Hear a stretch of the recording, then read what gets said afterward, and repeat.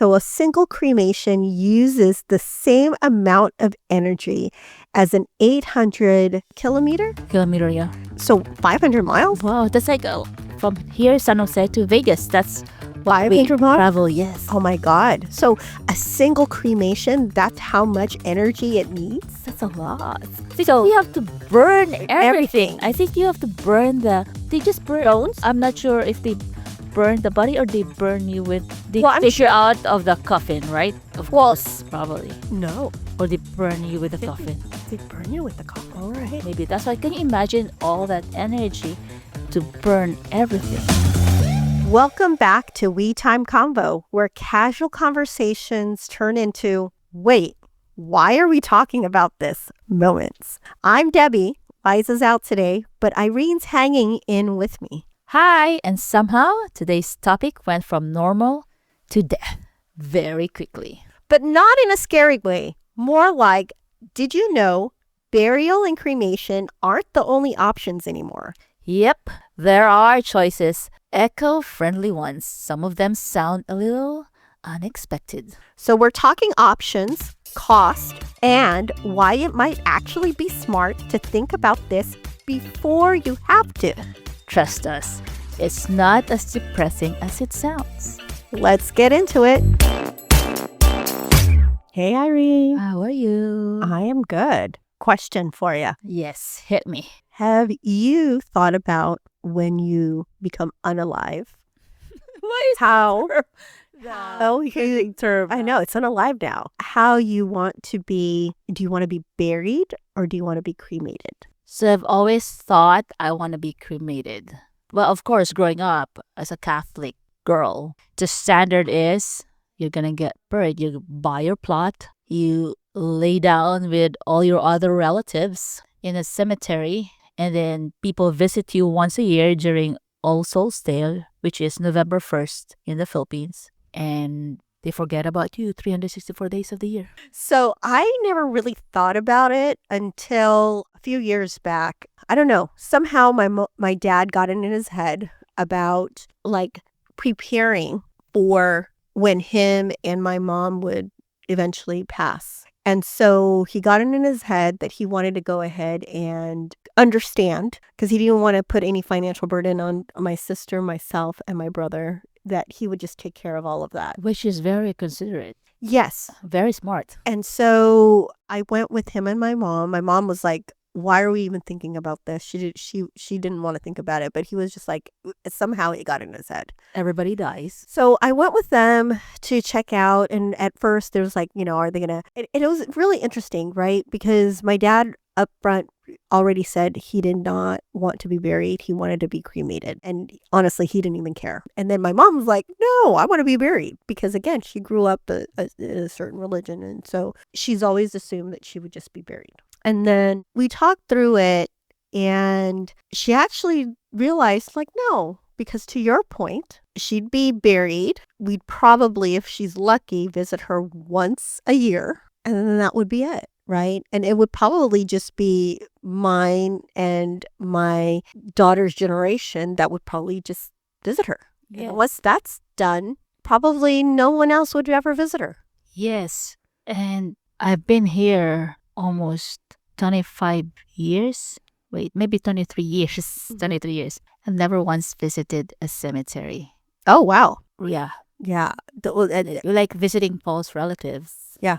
Yeah. And so she actually changed her mind. She actually changed her mind where she's like, no, I want to be cremated. And I'm like, okay, you're cremated, but like, where do you want to go after that? Because there are obviously places where you can put cremated instead of being buried, you're cremated, but you also have like your spot, right? So that's also another kind of again, I'm like, the same thing. So she goes, no. She goes, well, I'll get an urn. So you purchase an urn, and then the urn, they obviously stay there. And then what would you do after, right? And so I told my mom, I was like, oh, I wouldn't mind keeping you. That's the problem, which was a very good point that one of our friends, V, brought up, right?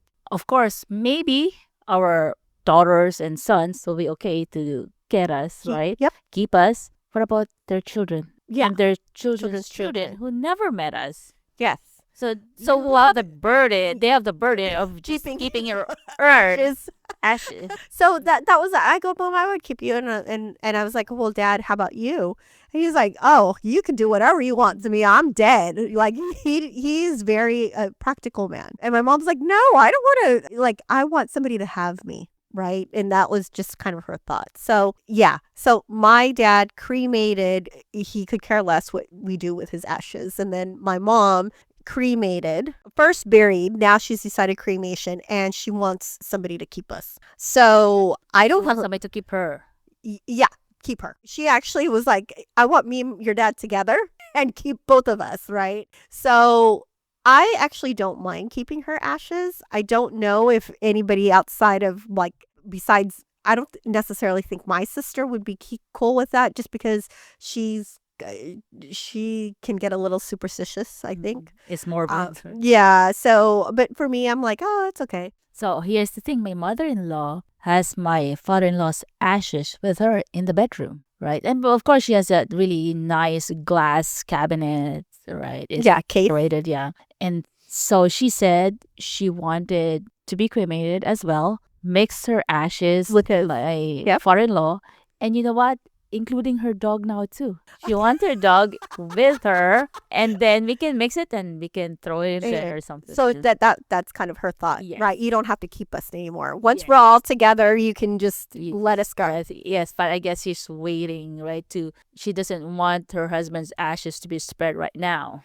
Because they're not together. Yes, yeah. Yeah, no, I totally get it. And I think that would probably make the most sense. I myself, I'm getting older as well. And I think for me, because now I think about burden, right? Like you mentioned it. It's true. Like I don't want anybody to be burdened with me to have to go see me at a cemetery.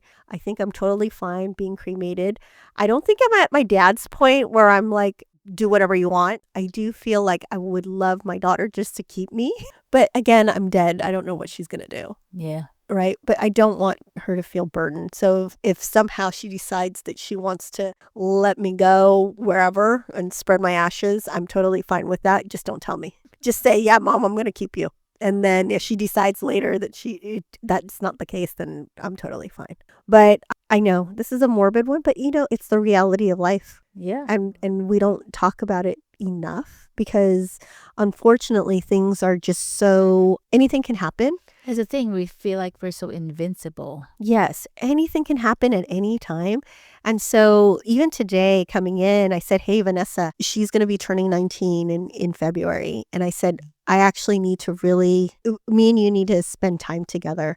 I need to tell you where things are, how to get access to my things. We need to sign some paperwork because if something happens to her, I no longer can, because she's over 18. I don't have any rights to her things or her health or anything like that. So you and I really need to sit down and get these things straight. And I actually really need to, I want to prepare her for kind of like that next stage of life, right? And so I told her, I said, hey, we're going to have to spend a couple hours together to just talk things through and get things done. And she's like, okay, Mom, because a part of it is she's an adult now. She's working. Well, she is. She's working. She's an adult, but she's still fairly young. But I think part of me is just it's in my mind to keep her, I want to set her up for success as best as I can because I'm not going to be here forever. And in a lot of ways, she's an only child. Yeah, I feel like that's the only thing that would make me feel like I did my part, that if I pass, that my kids can survive on their own. Yes. And that's why we did. Yes. And that's the biggest part for me. And I think I'm very lucky that, she has a very huge support system. But you know how this goes, right, Irene? As you get older in life, everybody has their own priorities. Everybody has their own family. And it doesn't mean that they don't love you or care. It's just so busy with their own lives. They're busy with their life. They have their different priorities because people will have other things in their life that takes priority. So right now she has a wonderful support system. But as we get older, people's priorities change. And so she's in a lot of ways on her own. So I need to make sure that she's set up that she can take care of herself. And I don't want her to deal with my junk. You know what I mean? I don't like, there's a lot of things that I have that probably more than half is just junk. And I don't want her to have that burden of going through my stuff and getting rid of things. And I mean, I am like overwhelmed. So my mom, she's a pack rat. Oh. You know, she grew up as an immigrant. She grew up in a very, you know, back in the Philippines. And so her life was very simple. She came from a very hardworking family. She grew up more kind of on the countryside. And so she tells us stories of growing up and, you know, like she would have new shoes only at Christmas. And so her lifestyle is so very different. So when she came to America, the way she looks at things is like, you know, these are things that she's, you know, done for herself. And she's also grown up where like she doesn't want to waste anything, right? So she's had things that are like been with us probably as old as me, you know, like, and that's the thing, she takes care of her things. So she can literally have like any piece of clothing. It's not tattered or ripped or anything. You would imagine that she probably just bought it, but it's like 30 years old. That's vintage. I know. So They cost a lot of money. My point is, my mom has tons of stuff, right? And one of the things in like that drives me crazy is that if you're in her house, she likes to see stuff versus me, I like to just see minimal stuff. So I always try to get like, if I had only like 3 things on this desk, she'd be like, no, there's more space to fill. So she's constantly filling. And so you better not pack it because she's just going to get some no, and I've learned that. I actually thought that, hey, you know what? Let me just start getting rid of stuff. And I was actually doing that. And I realized like it's good for 6 months. Then she'll fill it back up. Then you'll have more. And then I have more stuff. So now I actually don't try to do that anymore because to your point, it's her way. It's the way she likes to see things is to fill things up. The idea of what is it called? Like simplicity and minimalism is not in her vocabulary. No. What she finds beautiful is like looking at things. Is this a millennial thing, that minimalism? I think so. I definitely think so. And so that being said, the reason is that when she passes, all the stuff that she's collected through her lifetime is in her house that I have to go through. What have you talked about with your sister or your brother about it? So my brother, his idea is unless it's worth something, just toss it. Like he has no emotional attachment to any of her or my dad's things unless there's some value in it, right? He's very practical that way. And it's not like it's not his that's just not how he sees things. My sister, on the other hand, is very sentimental. So I can totally see us going through my mom's or dad's things and then it would remind her of something and then she'll be like, no, we're keeping it. And I'm all like, but it is just like this. And she's like, no. Right? Like me, I would feel the same way that she would, but then my logical side would be like, let's just get rid of it. And then she'd be like, no, we should keep it. We'll find some place to put it. Like, so I know me and her will have this like tug of war of what we keep and what we don't keep. But I do think that my sister is getting a little bit better because I think she's also starting to realize we have a lot of stuff. So like, you know, one thing that I've heard is take a picture. Oh, yeah. You know, take a picture and then just call it or repurpose it. Yeah, you still have a memory of that item. Yes. But it's not occupying physical space, only digital space. Yes, the only digital space. But then, you know, that's the other thing too. Sometimes you just kind of forget, right? You can only, you know, sustain so much. But, you know, so I'm actually dreading it because my mom has a lot of stuff. And I know it's going to be a hard thing. And then on top of just me and my sister, there's going to be my nieces and my daughter, because they're so close to my mom, that there's going to be certain things that they're going to want to keep. And the funny thing is they're going to want to keep it, but they're not going to want them to keep it. They're going to want us to keep it. So like, for example, my mom, so I don't know, you know, blankets. So my mom has tons of blankets, but the blankets that I'm not kidding you. So do you know those Asian blankets where it's like really thick and heavy for like the winter time? So my mom has at least 5 of them. Oh, wow. Okay. Well, there's 5 bedrooms.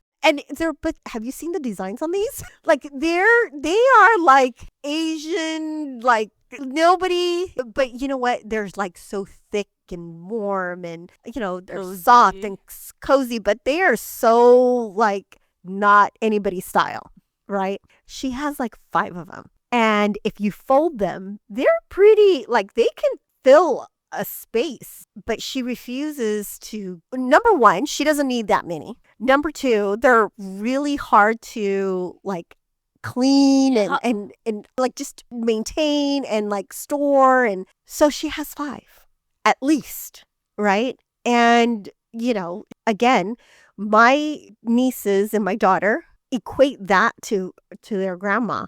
So I can tell you right now, they would never put that in their own house, but because it reminds them of their grandma, they would definitely want it still just for us to keep and not them to keep. But then whenever they come to our place, they want to make sure that they can just like grab it and see it or whatever and use it, right? So that in itself right now, we need to get rid of it because it's just, we're going to get stuck with it. But it's just like, yeah, it's just like one of those things where you're just like, oh my God.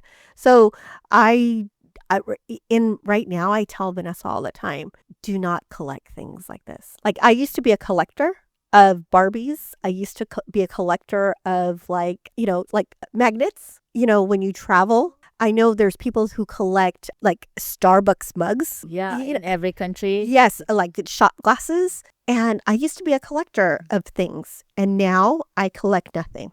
I don't want to collect anything because honestly, what's the point? Like, so I have a collection of Barbies. They are packed in boxes. I can't get rid of them because I love them. They're beautiful to me. Did you open them? No. Oh, you can sell them then. That takes effort. Yeah. That takes effort. And so a lot of time, a lot of effort. You have to price it out. Yes. Properly. Yes. And so now the easiest thing to do is put them in boxes and store them.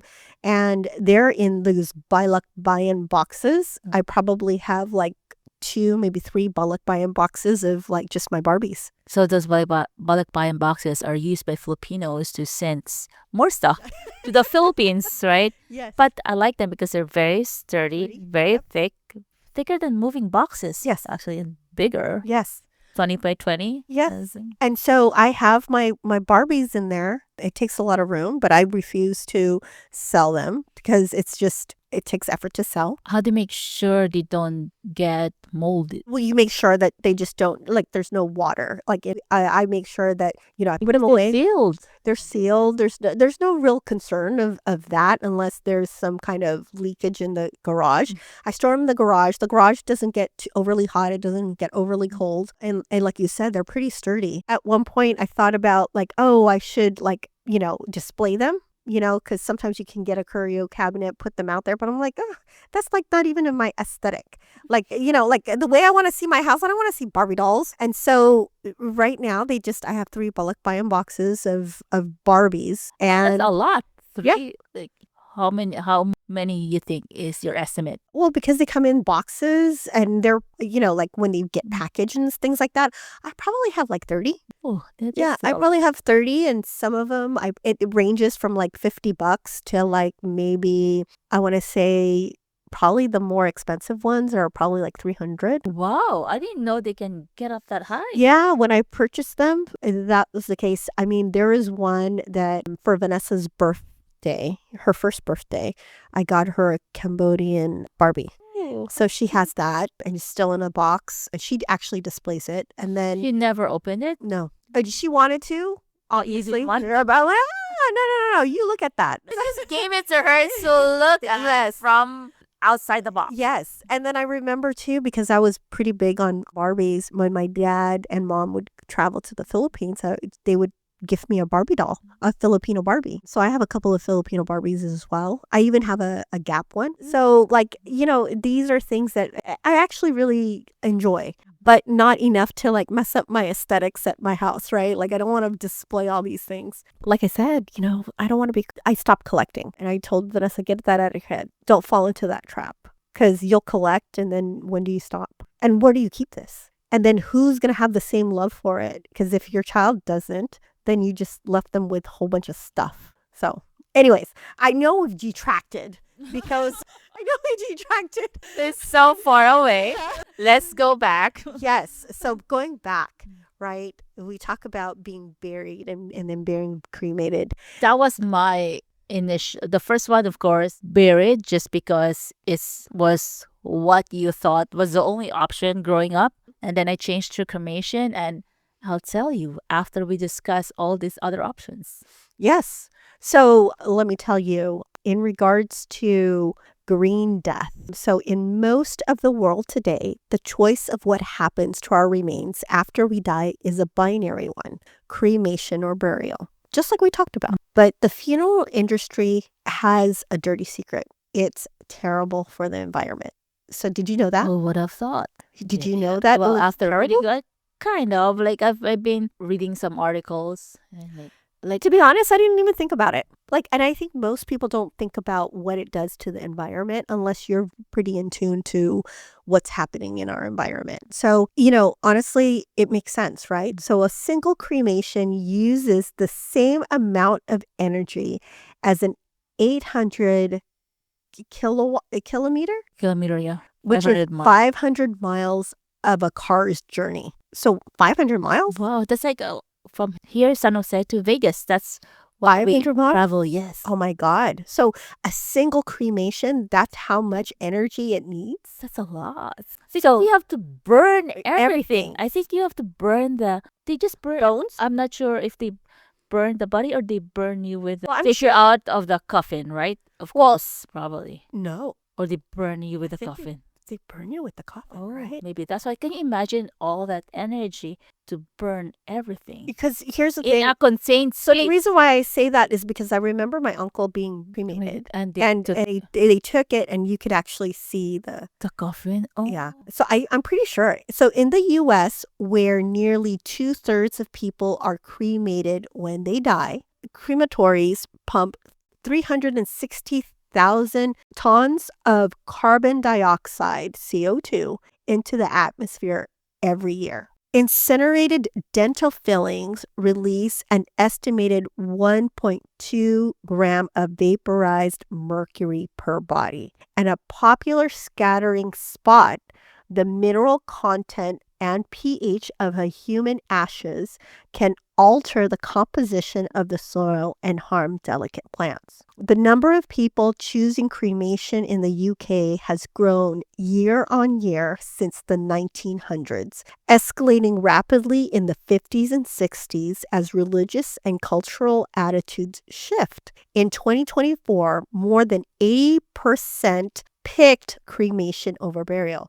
which again, this actually is exactly what we've talked about, right? Because to your point, you've always thought of just being buried, but now as you have experienced life, you're like, hey, no, I'll just get cremated. So the combined result of all that corporal carbon plus coffin carbon, so yes, it's with the coffin, plus fossil fuel carbon to power the furnace, means that we're dumping thousands of tons straight into the atmosphere every year in the UK alone, says Rosie Inman. So this is an excerpt from How Burials Became Bad for the Planet and Why They Don't Have to Be.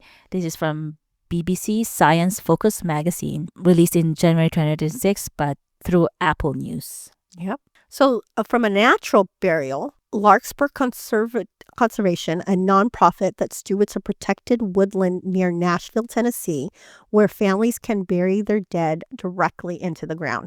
And so that's what we've always thought about, right? So there is obviously within just recently, right? We're starting to see a shift. from natural burial to cremation and how that shift is really affecting our environment and the consequence and the results of that. So I don't know. So based on that, do you think we should do a natural burial then? I was leading into it. So I was just talking with my husband Paul this morning. Like, you know, every time you read something, your decision change. Yeah.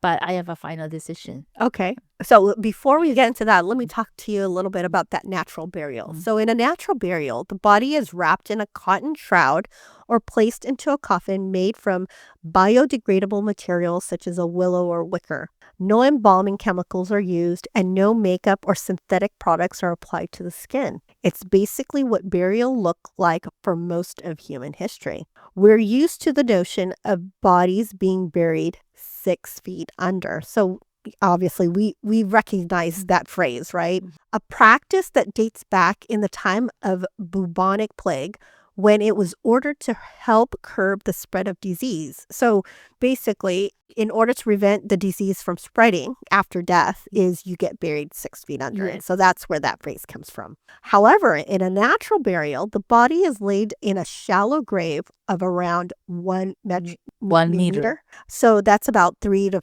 4 feet within the soil's living layer. So here, oxygen is plentiful and microbes and fungal networks gradually break down the body's soft tissues and deliver its nutrients to the surrounding soil. At this depth, smells can't reach the surface and the corpse isn't at risk of being dug up by animals. So do you know, is that how they do it now? For this kind of, not for this kind of burial. So I think there's only a few places that do it. The natural Yes. burial. Yeah. So it's not available everywhere. It's very new. No. But I guess if you choose being buried, is it the regular standard being within that 3 to 4 feet, or is it still at the 6 feet? Well, for a regular cemetery, it's gonna still be the standard 6 feet. Oh shoot! Yeah, because this is only for the natural burial.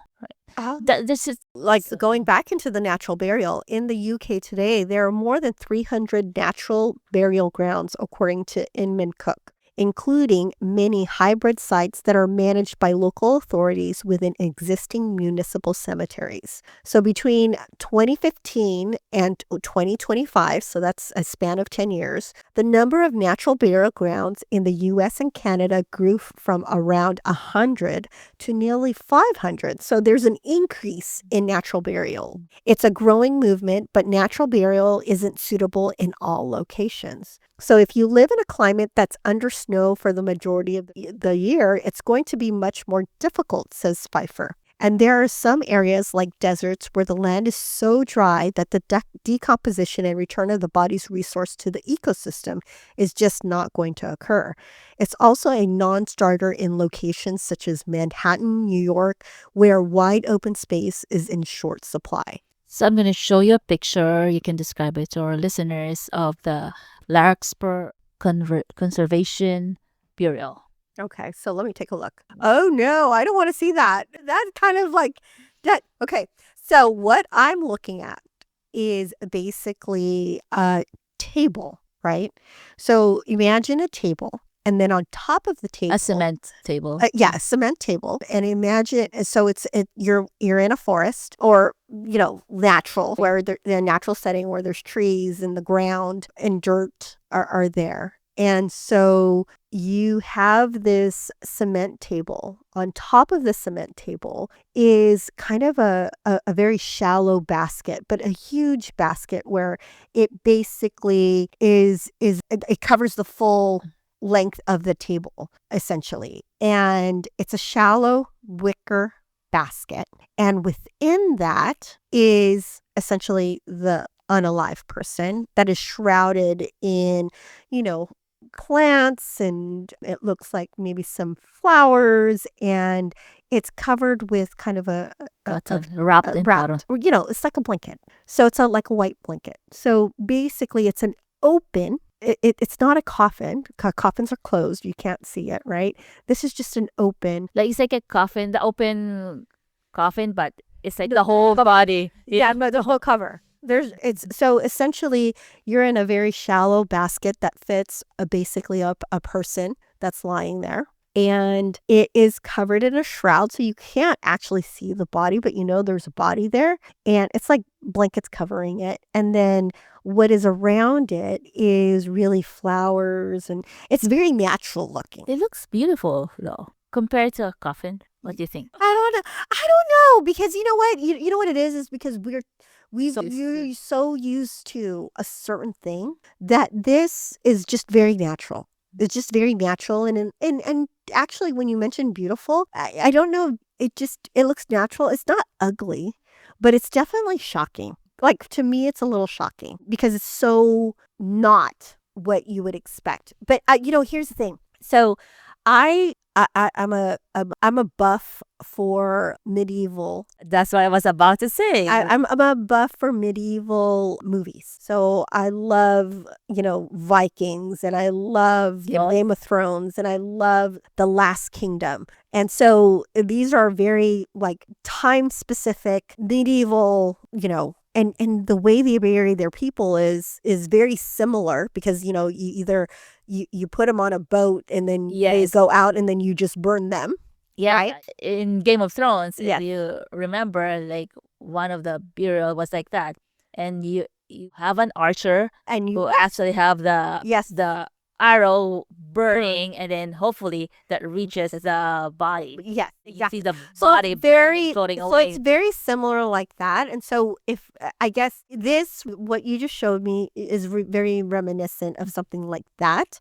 But again, it's not being like burned. It's just there, right? But it's gonna be buried 3 to 4 feet under. Yes. So on, because the basket will Decompose. decompose unlike a coffin. Yes. With metal and tubing and Yes. So I guess if you Cloth. think about it like Cloth. that, if you think about it that way, right? And you now you can kind of, because when you showed it to me and I equated to where we are today, I'm like, whoa, this is so different. But then now I think about the medieval movies that I've watched, and I'm like, okay, it's very similar. Are you afraid the body will move instead? No, that's not that. It's just more like it's so different, right? So it's just, I don't know. It was just different. So going back on this natural burial, so Seattle-based So Recompose. this is another one. This is another kind. Yes. So Seattle-based Recompose opened the world's first human compositing facility in 2021. At Recompose, the process begins by laying the unembalmed body on a bed of alfalfa, straw, and other plant materials tailored to each body to give the optimal ratio of carbon, nitrogen, oxygen, and water to drive microbial action. Next, the bed is sealed in a large space-age looking cylindrical pod. From here, the temperature inside the vessel rises as microbes within the body begin breaking it down over a period of 5 to 7 weeks. Staff at the facility monitor the temperature and airflow inside the vessel and turn it periodically to regenerate the process. Once the microbes have broken down all of the soft tissues, staff recover any medical implants, then grind the bones to a powder via the same process using a crematory, and return this to the mix. Finally, the soil is cured and for further 3 to 5 weeks, at which point it's ready to nurture new life. The entire process takes 8 to 12 weeks, depending on the size of the person, and results in just under around 1 cubic yard of compost. Loved ones can choose to take a portion home or donate it to a nonprofit conservation organization. What do you think about that? Ooh, this one, I'm wary of this one. Because You're in a cylinder? Yes. Like, just kind of like what everybody's just watching you decompose? Yeah, for 8 to 12 weeks. I like the other one better. You do? You just Burying under the ground for this. the natural burial. If I have to choose between these two. Yes. So you like the natural burial versus kind of, this is the other one where it's more of a compost type within a cylinder. And your bones are grinded. Yes. So Although you're dead, you don't feel anything. It's yeah, just the true. idea of it. So here's the it's so like, okay, so you have obviously the natural. So I am learning so much right now because so there is the burial that we've all thought about 6 feet under. There is now, and then we have also thought about the cremation. So both is what we've historically known. And then now we've introduced the natural burial, which is not 6 feet under. It's a little bit more natural. Think of, like I said, Last Kingdom, Vikings, Game of Thrones, where you're in basically natural. You again get buried and it's about 3 to 4 and the feet underground. And then we just talked about the natural compost one. Compost. But this one, it's similar to cremation where loved ones can also take you home. Oh. But this one, you're not just you're not just pure ashes. You're actually with soil, with Yes.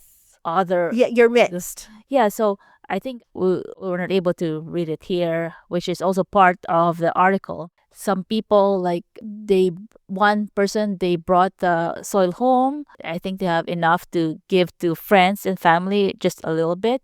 And then they put it as compost to their trees.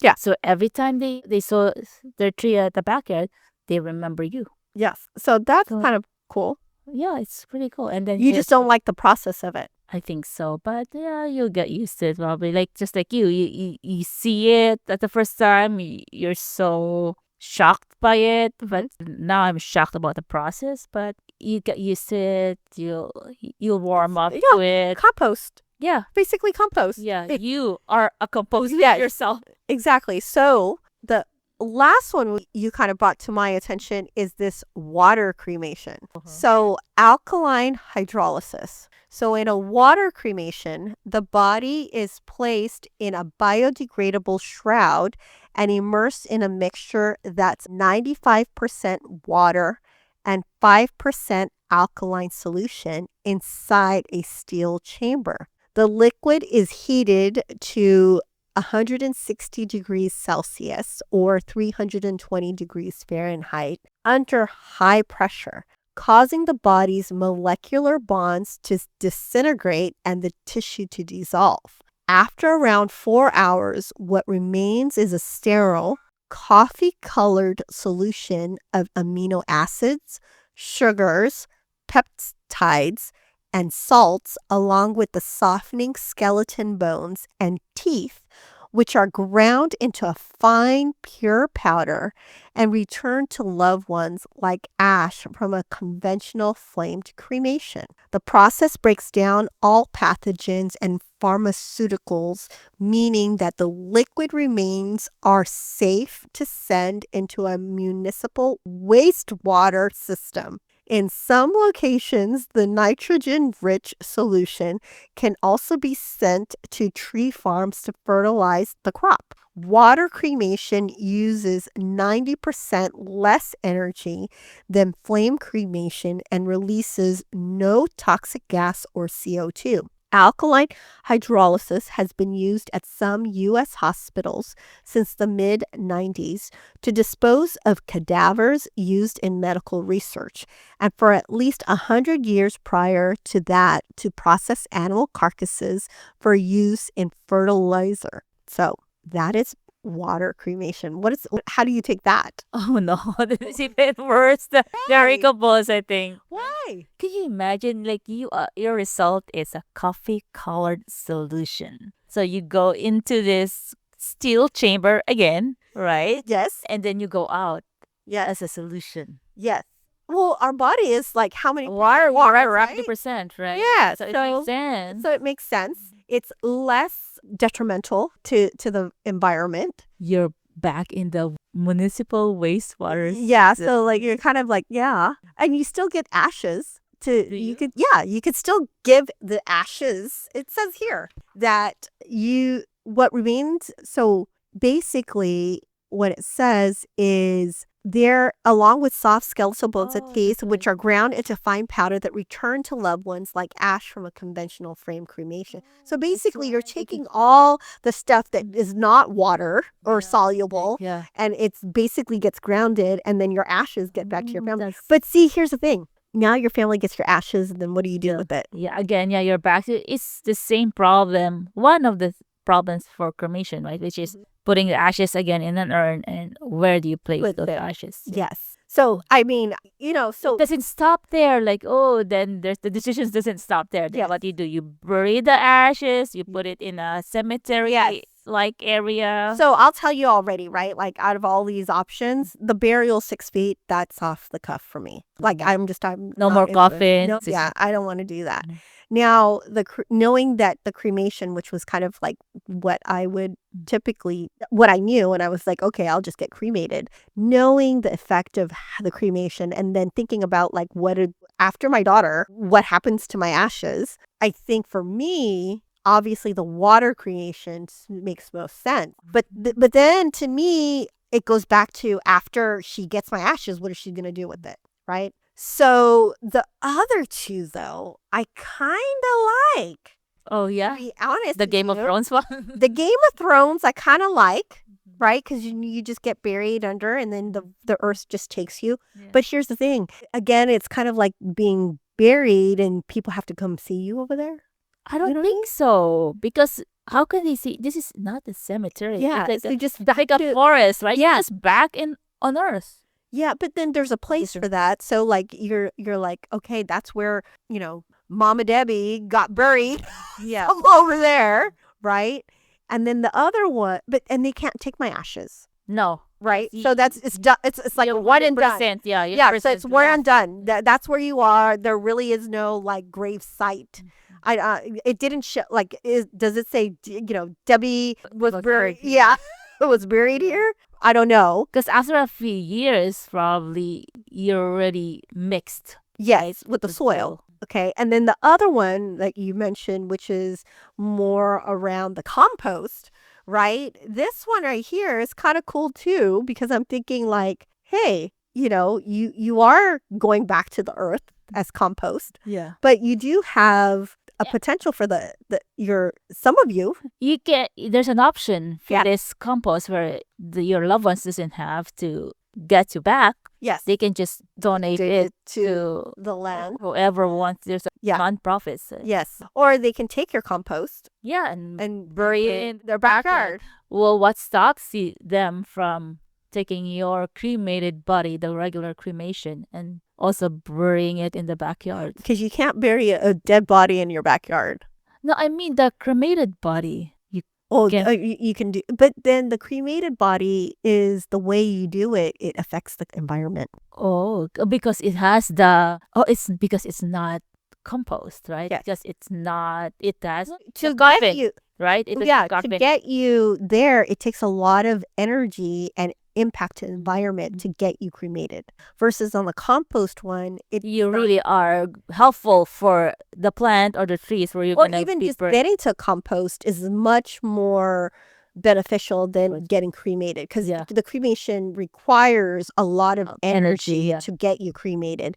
Versus on the compost one, I got the sense that it doesn't necessarily get that much effort to get you into that state, or it's not at least detrimental, right? The problem with that too, it's not very widespread yet because it's very new. Yeah. So I mean, honestly though, the other thing that's obviously comes into play is how much all these things cost. Yes.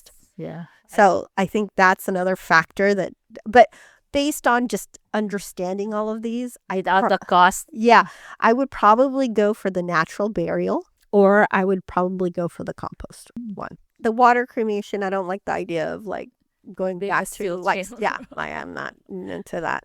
But then the coffee colored solution. Yeah, but then again, you know what? I'm dead. So how about you? So where'd you land? No, I was thinking about it, but I said donate my body to science. You would? Yeah. And then he was telling me, hey, you could be donated to medical students. You'll be cut, your booze, your blah, blah, blah. Like, You're like, I don't care. I don't care. I'm dead. Like, Really? learn. Really? So, but here's the thing. Would your family be okay with that? Would your kids be okay with that? Well, it's your wish. It's your party, right? I'm like, I have no use for it. Yeah, but they're the ones who's going to have To deal with that. Well, not deal with it, but then they have to, like, my mom's somewhere over there in, like, that research facility. I can't see her. Like, you know? Your bits and pieces. Yeah. Well, that's so morbid. I'm going to tell you right now, my daughter would be no. You're not doing that, Mom. But she would. She would. Now, if my mom and dad said that, I think I would probably have a hard time too. Oh, really? Me personally. So maybe I give them a choice. Like, this will be my first choice. If you think you can do it, this will be my first choice. Second choice would be one of those, like the natural bureau with a wicker basket. Yes. Thing. Like Viking style. Yes. Or well, the compost one, you're right. Yeah, it's not so bad because you can just be buried in the ground, be buried under a tree or near a tree. Yeah. You can be that tree. Yeah, that's true.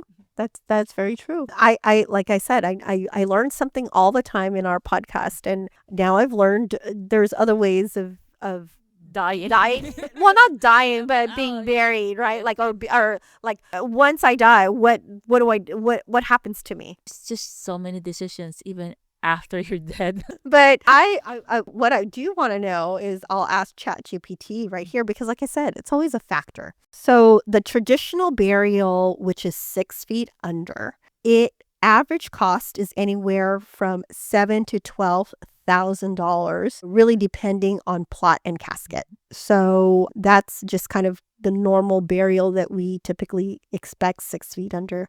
The traditional cremation, which is obviously the flame, it typically costs anywhere from about $1,500 to $3,000 for basic cremation alone. However, with funeral service and memorial added to it, it can go anywhere from $4,000 to $7,000. And so that's the cost there. A natural burial, which is green, Viking style, biodegradable. This is where the burial without embalming, often a simple biodegradable container like a wicker or shroud. This actually costs anywhere between $1,000 to $4,000 total for the basic natural burial. So it's definitely less than the traditional one because there is no embalming and often a lot more of a simple service. The higher end of a natural burial, where you have a preserved plot or package, can go anywhere between $5,000 to $8,000. So it depends on the cemetery and setting. So you can still get that, right? It's just not you just don't have the embalming and it's more biodegradable. The other one that we talked about, which is the composting, which is basically natural organic reduction. So this is basically turning the body into soil over weeks using microbes.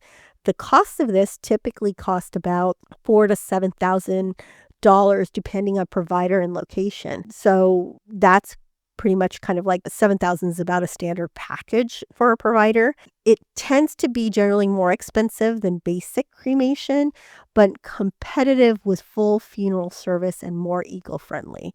And then the other one that we talked about, which was the water cremation, which is the alkaline hydrolysis. So this uses water and alkaline solutions instead of a flame. This can cost anywhere between $2,000 to about $4,500 on average. Some providers list it slightly higher than traditional cremation because of equipment cost. So the water cremation is often positioned as a greener alternative to flame cremation with lower emissions and reduced energy use, but it's usually a bit more expensive. So, based on all that, does that change anything for you? Then I just have to say for it. Right? You choose the best one for you? So for me, I really do like the natural burial. To me, I kind of like that. It's green, it's simple. I like the human compost. It's interesting enough. I'm taking a look at these numbers. Traditional burial is still much more expensive. Out of all the ones, having a traditional burial where you're 6 feet under in a coffin, it drives a lot more cost. But let's say you died, right? And the nearest recomposting is in Seattle. We live in California. So the costs obviously associated to going there, getting compost, and then coming back. True. It really depends on, where it is. Again, I guess if you have to be very fast, probably, because there's no embalming. Yeah. The dead body smells and decomposes. Yeah. So they have to drive you there faster. Maybe put it in the freezer. I have no idea. But I'm going to tell you, out of all the 5 that we talked about, the traditional burial, the traditional cremation, the water cremation, the natural burial, which is kind of like the Viking, and then the human compositing. I like the human compositing and the natural burial. Yeah. That's growing. it's kind of growing on me, which I never thought of before. Because, I mean, I already knew traditional burial was out. The traditional cremation is kind of where I knew and landed on. The water cremation, even though it's less impactful, I guess, to, the environment, I don't want to be a water cremation. And it's not yet legal in all of the states, because can you imagine where would they, like, if people don't want the water, right? Yeah. It goes to the municipal water system. I don't know what are the laws regarding that or regulations. Yep. So, yeah, I mean, now I've learned, and now I know there's other ways of being quote unquote buried. I'm kind of like Viking style and going back to compost. Yeah, if they can shove me off the lake and there's a good Olympic archer that Can sure, yes, burn me. that will hit me, right? Yeah. Then Yeah, I'll go off burning to the bay. Well, think about it. I mean, like, so you buy a plot, and after 100 years, do they just kind of like, do they bury you? I mean, what do they do? Right? I don't know. So again, at the end of it, though, we'll be dead. So does it really matter? Yes, only to our loved ones who have to think about it. Yes. So That's why it's good. It will help them if we already decided for them. Yeah. Because they're already dealing with the grief of losing you. yeah, They don't want to deal with logistics. yes. No, it definitely something to think about as I think about preparing myself as I get older. What do I want to do? I actually should ask my own husband, what do you want to do? Because you're absolutely right. You're going to be dealing with grief, and the natural default is either he gets buried, or I mean, either you get buried or you get cremated. So I think there's other options that we can consider. Yeah, so that they can think about what they're going to do with their Barbie dolls. Yes, I know. So hopefully, you listeners, that gives you something to think about, and if not think about, at least you guys learned just a little bit of something.